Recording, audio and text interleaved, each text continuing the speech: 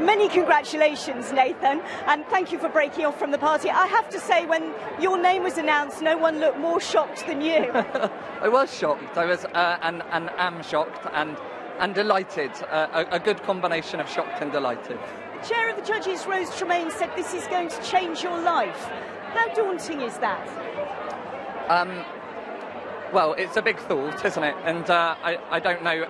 Well, maybe it will change my life. I don't know. What I'm certain it will do is change the life of the book, really, and that it will make more people aware of this story. And you know, when I was writing it, I wrote it because I want to share it with people, and I didn't write it for me. I wrote it because I want people to read it, and I think winning a big prize like this, of course, means that more people will hopefully do that.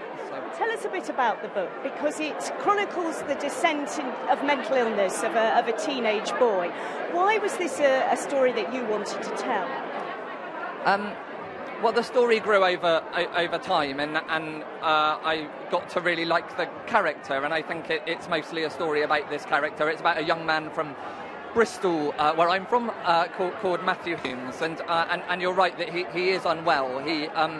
He really misses his brother, who died when they were little boys, and 10 years on, he's not really reconciled that grief, and certainly it affects his outlook, and it affects his mental health, which I guess makes it sound like a very deeply depressing novel, and certainly there's some sadness to it. But I think, as I say, I'm drawn to the character, and I think he's a funny character, and he's a nice character, and good to spend time with, and yeah. And you have first-hand experience of this because you are a registered mental health nurse.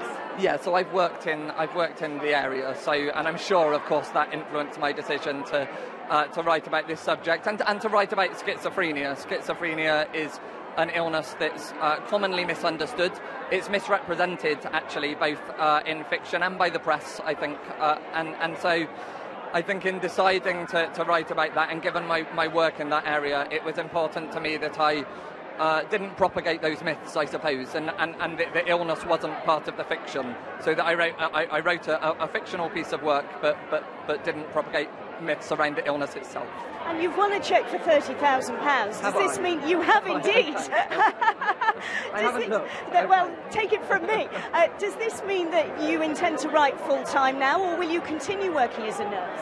Well, I am still a registered nurse, and I cover shifts kind of ad hoc, and that's what I've done for a long time, and I'm sure I'll continue.